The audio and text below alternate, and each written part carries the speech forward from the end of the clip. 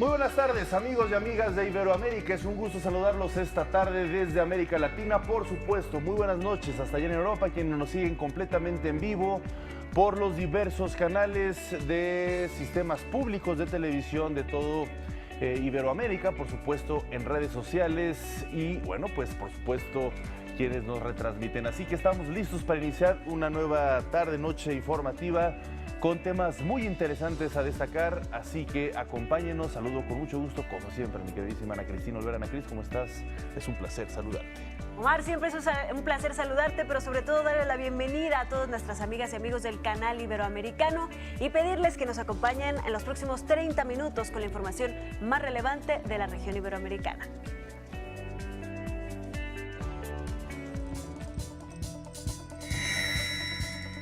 Hay interés de la Unión Europea, Japón y Canadá por participar en el Plan de Desarrollo Integral del Triángulo Norte propuesto por México. En nuestro reportaje especial hablaremos sobre la Comisión Económica para América Latina y el Caribe, la CEPAL. Veremos una entrevista exclusiva con Roberta Layuz, embajadora de México en España, quien nos habla sobre la relación entre estas dos naciones. Así es, hemos hablado durante esta semana de un tema muy importante para México, que es su estrategia en materia diplomática de relaciones exteriores al inicio de este nuevo gobierno encabezado por Andrés Manuel López Obrador. Como lo hemos venido diciendo, se lleva a cabo la 30ª reunión de embajadores y cónsules de México. Uno de los temas centrales de este evento es el Plan de Desarrollo Integral del Triángulo Norte, impulsado por el gobierno de México, ya adoptado por varias naciones. Hoy el presidente de México, Andrés Manuel López Obrador, se reunió con el canciller Marcelo Ebrard Casaubon, y esto fue lo que sucedió hace unas horas. En el marco de la 30ª reunión de embajadores y cónsules de México, el secretario de Relaciones Exteriores del país, Marcelo Ebrard Casaubon, informó que la Unión Europea, Japón y Canadá muestran interés por colaborar en el Plan de Desarrollo Integral del Triángulo Norte, que busca combatir la pobreza y frenar la migración forzada desde El Salvador, Guatemala y Honduras. En el mes de diciembre tuvimos reunión con todos los países de la Unión Europea aquí en la Cancillería. Con la Unión Europea ya se les invitó. También Japón, ya estuvo presente en la Agencia Internacional de Desarrollo de Japón, aquí en México, para ese fin. Canadá ya nos dijo que le interesa conocer el plan que acaban de escuchar. Y otros países del mundo que todavía no nos han ratificado su decisión, pero que ya les interesó conocer el plan. Además, el canciller mexicano aseguró que para el primer trimestre del año se espera el anuncio de proyectos prioritarios que serán financiados dentro de este plan. Lo que vemos es que en este año tiene que empezar a operar el plan, es decir, las inversiones que acabo de referir. Entonces, esperamos que en el primer trimestre del año podamos anunciar cuáles son los proyectos que ya tienen financiamiento y cuál es el orden de magnitud. Por su parte, Hugo Beteta, director de la sede regional en México de la CEPAL, habló sobre las principales causas que provocan la migración en los países del Triángulo Norte de Centroamérica. Hemos demostrado que el cambio climático intensifica la trampa de la pobreza, especialmente en las áreas rurales. Hay desplazamientos temporales debido a eventos recurrentes que tal vez son pequeños, que no están en las noticias, pero lo que sí hacen es erosionar la capacidad de los hogares a ser resilientes. Recordemos que el Plan de Desarrollo Integral entre México, Guatemala, Honduras y El Salvador se firmó en las primeras horas del gobierno del presidente mexicano Andrés Manuel López Obrador. En este contexto, el gobierno de los Estados Unidos se unió a la iniciativa, destinando $5.800 millones a los países del Triángulo Norte y $4.800 millones más para el sureste de México. En tanto, México tiene previsto invertir más de $30.000 millones durante los próximos 5 años con el mismo fin. Para Iberoamérica al Día, José María Merlo.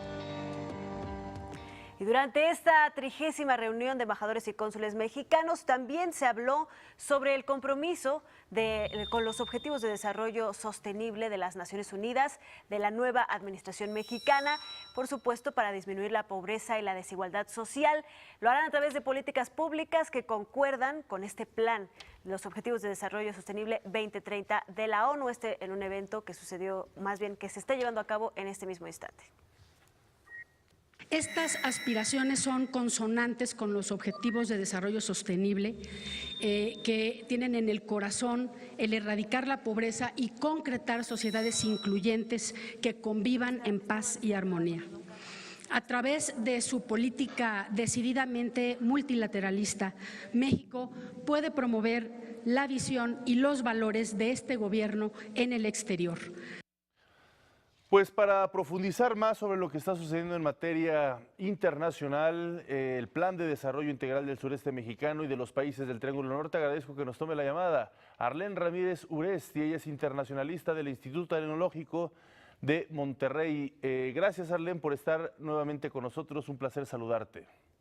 Hola, ¿qué tal? Un gusto saludarlos, feliz año y pues muchas gracias como siempre por la oportunidad. Gracias, igualmente feliz año, pues un gran reto para la diplomacia mexicana en varias aristas, varios aspectos, que es precisamente frenar la migración junto con otros gobiernos como es el de Guatemala y el de El Salvador, precisamente para impulsar este acuerdo del Triángulo Norte.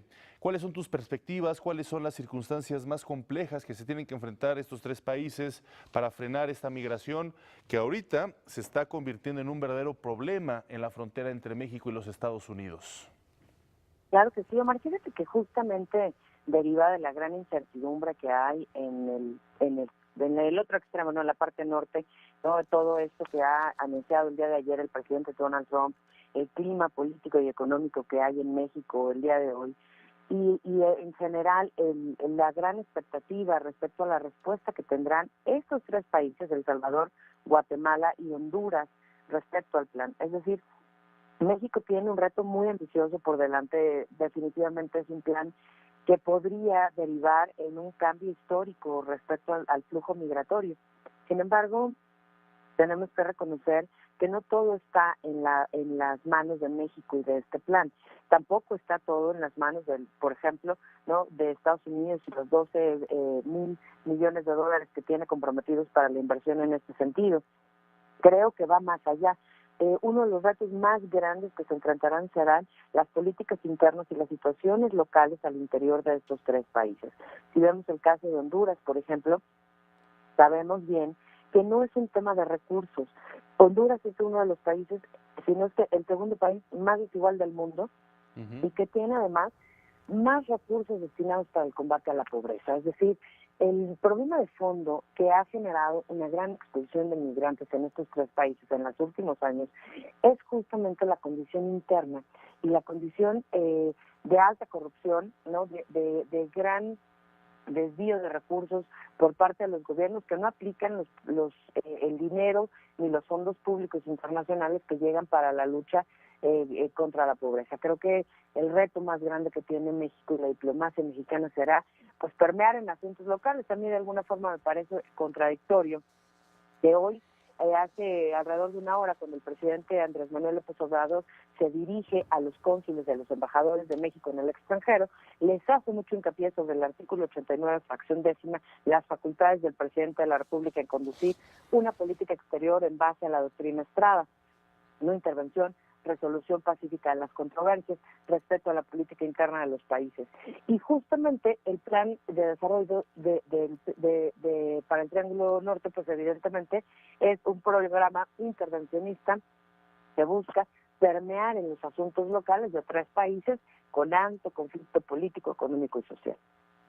Arlén, me da muchísimo gusto saludarte esta tarde y bueno, además obviamente de las acciones que se implementarán en concordancia o de acuerdo con México en estos tres países integrantes del Triángulo Norte de Centroamérica, pues también es muy interesante la colaboración que se estará dando desde los países que invertirán en esta zona de nuestro continente, que son por supuesto México, pero también pues la negociación que se ha hecho para que participen Estados Unidos y Canadá en una inversión conjunta para propiciar el desarrollo de esta parte del continente para, por supuesto, tratar de que la migración no sea una cuestión de necesidad o de emergencia humanitaria.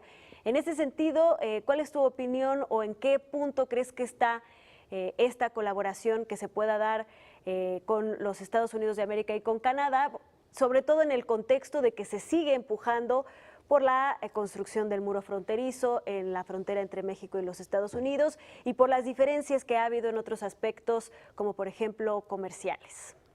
Claro, Ana, igualmente un gusto saludarte. Fíjate que en temas de la colaboración en Estados Unidos, Canadá y México respecto al Triángulo Norte, pues la principal expectativa es, en primer lugar, echar a andar el Tratado de Libre Comercio México, Estados Unidos y Canadá. Mientras el presidente Donald Trump siga con el gobierno paralizado en algunos rubros y sobre todo siga esta disputa, ¿no? Y esto se estira hacia afloje en el cabildeo al interior del Congreso, difícilmente desplega o despega la agenda de política exterior de los Estados Unidos con el continente. Es una gran incertidumbre lo que hay en este momento, porque no sabemos si en realidad Estados Unidos tendrá aprobado el presupuesto que se ha destinado para este plan de desarrollo. Si no le aprueban el presupuesto a Donald Trump para poder aplicarse a este plan de desarrollo, difícilmente se va a lograr el impacto que se está buscando.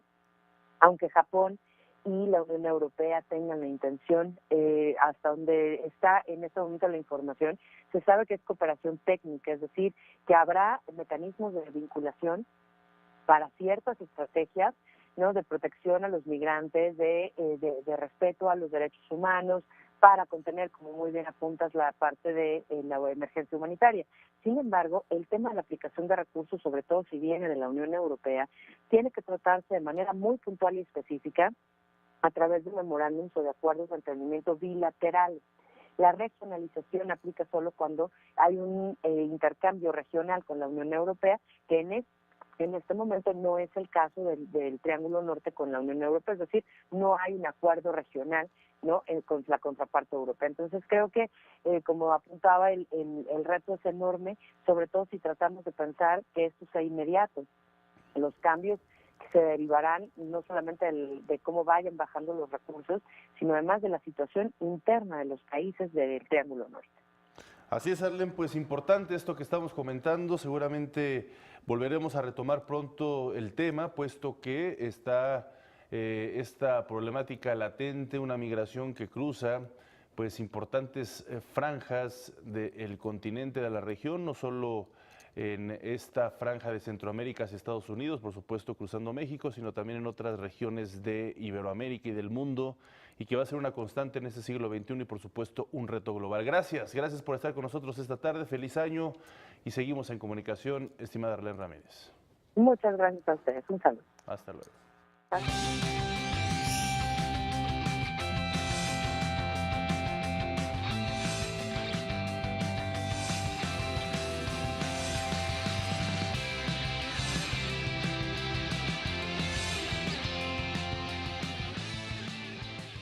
Precisamente en el marco de la 30ª reunión de embajadores y cónsules de México que se está llevando a cabo a lo largo de esta semana, tuvimos la oportunidad de platicar con Roberta Layuz, embajadora de México en España, quien nos dio un adelanto sobre los eventos que se tienen previstos durante este 2019 entre las relaciones bilaterales España-México. Amigos del canal Iberoamericano, de Iberoamérica al Día, es un gusto volver a estar con ustedes. En esta ocasión tenemos el honor de platicar con la embajadora de México en España, embajadora Roberta Layuz, en un momento importante, en un momento de una nueva etapa en las relaciones diplomáticas de México y el mundo. Embajadora, muchísimas gracias, un placer que esté platicando con nosotros. Sobra decir que las relaciones entre México y España son relaciones muy ágiles, muy importantes, históricas.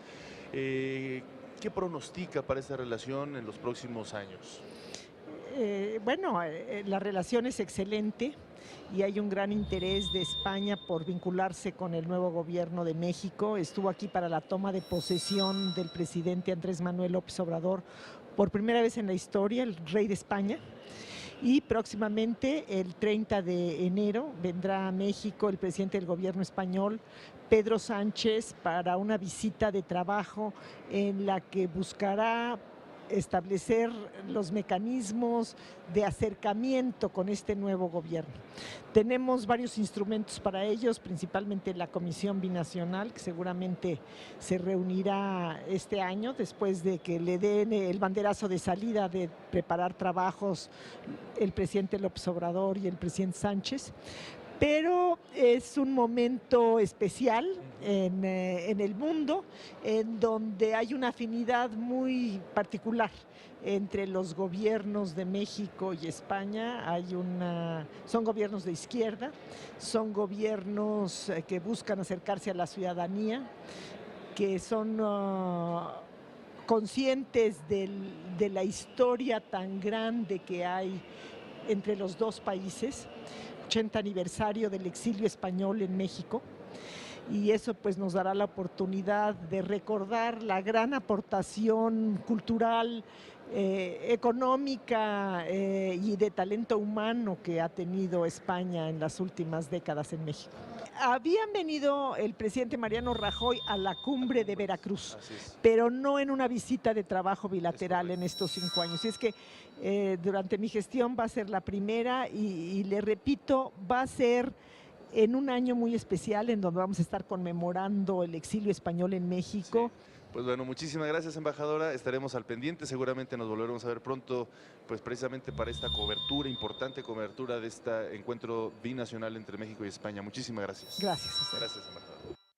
Pues interesante este dato que nos dio de que próximamente se recibirá la visita a México del presidente Pedro Sánchez, esta visita bilateral, y sobre todo eso que hace ya algunos mandatos allá en España que no había visitado de forma directa al gobierno mexicano, sí en algunas cumbres, incluso la cumbre del 2014 de jefes de Estado y de Gobierno de la cumbre iberoamericana, cuando vino en ese entonces Mariano Rajoy, pero fue una cumbre pues precisamente global, así que interesante esta visita. Y bueno, pues por supuesto aquí les mantendremos informados al respecto. También tuvimos la oportunidad de platicar con los embajadores de Portugal, de México en Portugal y de México en Bolivia, precisamente en este encuentro, en este 30º encuentro de cónsules y embajadores que se está llevando a cabo en México. Esto fue lo que nos dijeron. Hoy Portugal ha cambiado completamente su percepción del espacio iberoamericano y me da mucho gusto decir que los portugueses están siendo muy activos en todos los distintos ámbitos que abarca el espacio iberoamericano. De hecho, hace poco, un año, en Lisboa se abrió la oficina de la Organización de Estados Iberoamericanos, la sede en Lisboa, algo que en mi opinión significa una nueva actitud, una nueva visión, una nueva participación de los portugueses en un espacio que es muy importante para ellos y para nosotros, los hispanoparlantes iberoamericanos, es muy importante que ellos, Portugal y Brasil, tengan una participación muy activa. El español y el portugués tienen una virtud entre ambos, son idiomas que no son iguales, son muy parecidos, pero que tienen la facilidad de intercomunicarse. ¿Qué quiere decir esto? Que cuando yo estoy con un portugués y hablo español, ellos me entienden perfectamente. Yo tengo dificultades para entenderlos, pero con el paso del tiempo uno entiende el portugués. Es decir, son dos idiomas que no necesariamente tengo yo que hablar el portugués para que me entiendan y ellos no necesariamente el español para que yo los entienda. El esfuerzo de traer a Portugal a la Feria Internacional del Libro en Guadalajara era empezar a darnos a conocer, dar más información de los países en los otros países. ¿Y qué significa eso? Que estás abriendo puertas a una serie de manifestaciones de tipo cultural muy importantes y además se vuelve un círculo virtuoso, porque al dar información la gente se interesa, entras con exposiciones, entras con actividades culturales. Es todavía incipiente, a mí me gustaría ver un mayor intercambio de estudiantes, de investigadores, mayor colaboración entre universidades portuguesas y mexicanas. Yo creo que es una apertura de nuevas oportunidades, quizá de nuevos paradigmas. Bolivia y México son dos países realmente hermanos por su historia, por su cultura, somos muy similares En Bolivia no se puede hablar de gastronomía, de cine o de música si no se habla de México. Es una presencia importante la que tenemos allá, no solamente la embajada, sino el país en sí mismo, con televisión, con cine, con gastronomía. Y eso yo creo que es algo que se debe mantener y profundizar, obviamente. En el ámbito de la relación bilateral formal, digámoslo así, estamos muy al corriente. En los últimos 12 meses hubo visitas recíprocas de cancilleres, cumplimos con los compromisos que tenemos establecidos en materia de diálogo político, de subcomisiones mixtas de cooperación educativa, cultural. Yo soy de la idea que si no hay un cierto equilibrio, la relación comercial no crece. Es necesario que conozcamos más aquí en México los productos que tiene Bolivia para ofrecer. Es algo que vamos a explorar ahora con el nuevo gobierno del presidente López Obrador, y la idea es aumentar. Ya tenemos una Cámara de Comercio Bolivia-México allá en La Paz y tenemos una Cámara de Comercio aquí también bilateral aquí en México. En la ciudad de Sucre, en el mes de noviembre, se llevó a cabo la conferencia regional de América del Sur sobre migración, en la cual el único país invitado que no es de la región de América del Sur fue México. Y realmente yo pude notar que hay una gran coordinación con todos los 10 países principales, con algunas pequeñas diferencias, sobre todo por la migración provocada en Venezuela, pero de veras con la mejor voluntad de resolver y de respetar los derechos humanos, las libertades individuales, en fin, el derecho al libre paso. Y yo creo que es algo que se va a seguir cooperando de manera muy, muy positiva. Y a lo largo de esta semana le hemos estado presentando una serie de reportajes especiales sobre mecanismos de cooperación entre los países de nuestra región. En la tercera entrega, la de hoy, conoceremos la evolución y trabajos de la Comisión Económica para América Latina y el Caribe, la CEPAL.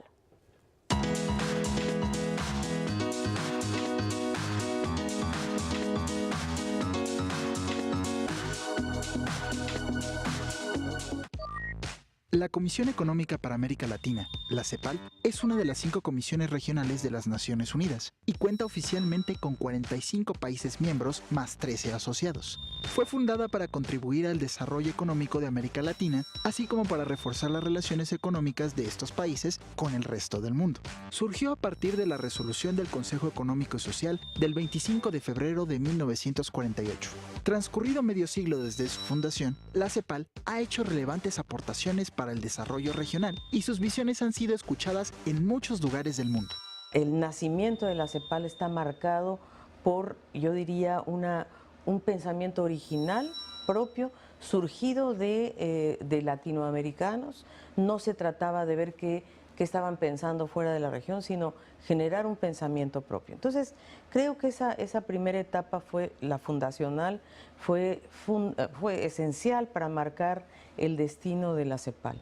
Inicialmente se desarrolló como una escuela de pensamiento especializada en el examen de las tendencias económicas y sociales de la región. Los historiadores identifican 5 etapas principales en la obra de la CEPAL. Desde su origen y hasta terminar los años 50, se enfocaron en la industrialización por sustitución de importaciones. En los 60, se enfocaron en las reformas para desobstruir la industrialización. Durante los 70, buscaron la reorientación de los estilos de desarrollo, con el fin de una homogeneización social y diversificación en exportación. Para los 80, se preocuparon por los problemas de endeudamiento externo mediante el crecimiento económico y social. Y en los 90, por la transformación productiva con equidad. La historia de la CEPAL ha estado marcada igualmente por su participación en los debates sobre la inflación, en los que ha sembrado las semillas del concepto de inflación inercial, sin la cual no serían comprensibles muchos experimentos exitosos de estabilización inflacionaria en la región. También resalta su contribución al análisis sobre la crisis de la deuda y las modalidades de ajuste macroeconómico, así como su aporte a los debates sobre desarrollo sostenible.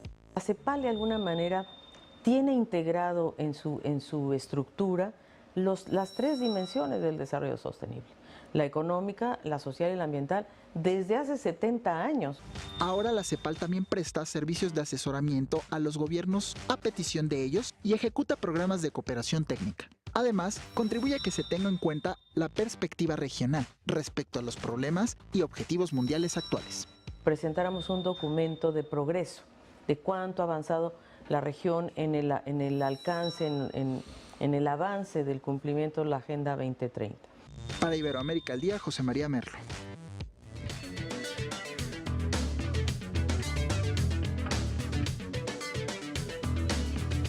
Y vámonos a otros temas. El presidente de Estados Unidos, Donald Trump, destinó su primer mensaje a la nación en 2 años de gobierno a tratar de convencer a los estadounidenses de que existe una creciente crisis humanitaria, así lo dijo, y de seguridad en la frontera sur del país. Hay una creciente crisis humanitaria y de seguridad en nuestra frontera sur. Cada día agentes de aduana y la patrulla fronteriza enfrentan miles de migrantes ilegales intentando entrar a nuestro país. No tenemos espacio para recibirlos y no tenemos forma apropiada de regresarlos a sus países. Insistió en que la única razón de que el cierre parcial del gobierno continúe es la negativa de los demócratas a otorgar los más de $5,000 millones para financiar el muro fronterizo. ¿Cuánta más sangre americana debemos derramar antes de que el Congreso haga su trabajo?